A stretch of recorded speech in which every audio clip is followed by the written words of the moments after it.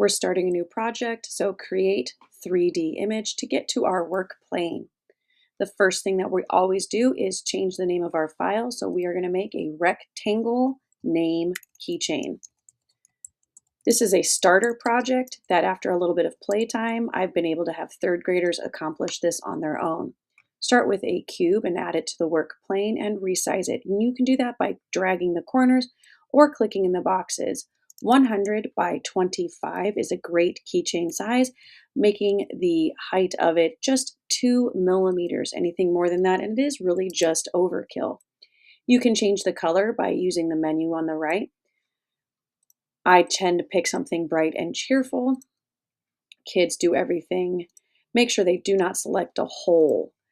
Go ahead at this point and add text, and you're just going to put that text right on top of your rectangle that you created, changing to color something complimentary or that you enjoy. Adding whatever word you want to put in here. I usually tell the kids it needs to be their name or their nickname. It's often way too big, like you see here. I Explore is the name of the class that I teach.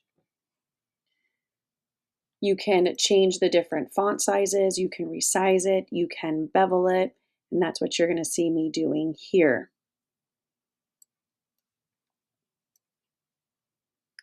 Always upping the number of segments gives it a nice, smooth, finished look.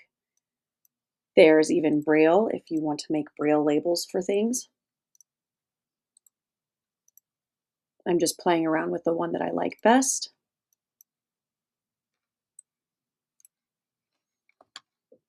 Viewing it from the top helps me to resize it and visually see if I like the way it looks. And here I'm making it 75 by 20 to make sure that it fits on the rectangle. And now I'm going to align it. And this is going to help to make sure that it's in the right place. But you'll notice that I did not necessarily center it. And here I'm using arrow keys to nudge it over where I want it. And I'm leaving a pretty decent gap on the left. We'll get back to that. Right now I'm going to resize the height, and I'm going to make it 3 millimeters tall. So that's just 1 millimeter above the surface of the rectangle. And that is so that it's got a texture to it. You'll be able to see it, but it's not going to snag on anything. Here I've grabbed the cylinder that is a hole, and you can resize this again. The hole needs to be about 5 millimeters by 5 millimeters by 5 millimeters, and you can do that by clicking in all those boxes and typing 5 millimeters 3 times.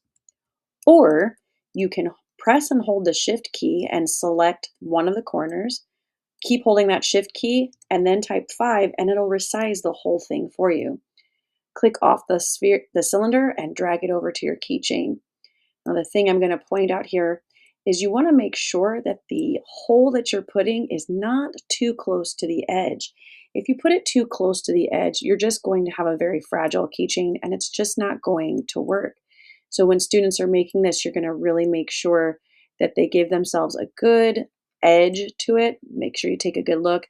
1 millimeter or 2 millimeter space from the edge is really all that you need.